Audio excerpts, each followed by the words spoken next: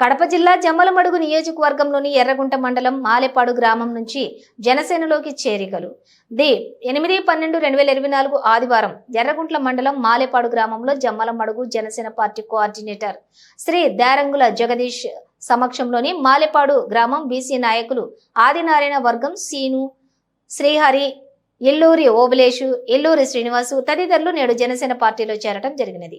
వీరందరికీ దారంగుల జగదీష్ జనసేన పార్టీ కండువ కప్పి పార్టీలోకి సాదరంగా ఆహ్వానించారు.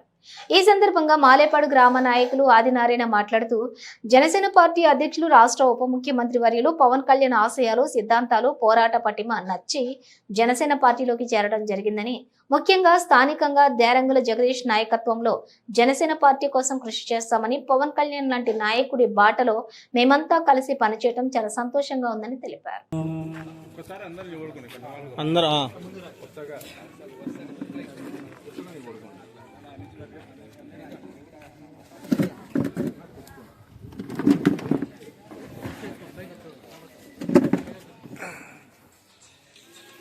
వర్తిస్తున్నాను.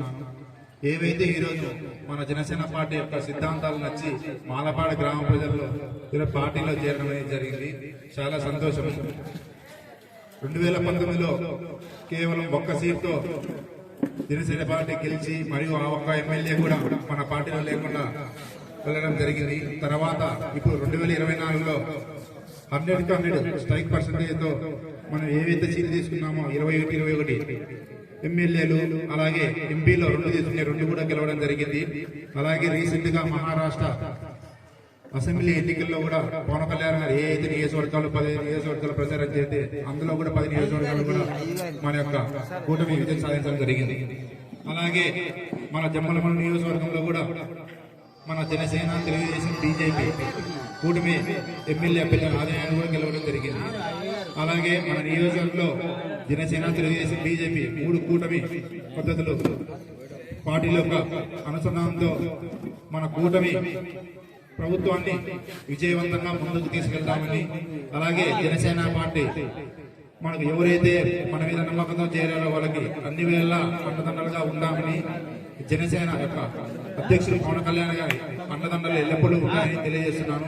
అలాగే ఈ రోజు మనకు ఇప్పుడు ఎవరైతే జాయిన్ అయ్యారో ఇలా మనకు కొద్ది మందితో మరియు ఇప్పుడు అలాగే లాస్ట్ 2019లో ఒక్క సీటుతో మొదలై ఇప్పుడు 21 గల చేరాము. కొద్ది మందితో మొదలై రేపు పార్టీలో కూడా మన నియోజకవర్గంగా జనసేన పార్టీ కూడా బలపదని ఆశిస్తున్నాను. నాకు ఈ అవకాశం కలిపిన మాలపాడు ప్రజలకు అలాగే ముఖ్యంగా ఆదాయానికి నేను అభినందన తెలుపుతున్నాను. థ్యాంక్స్.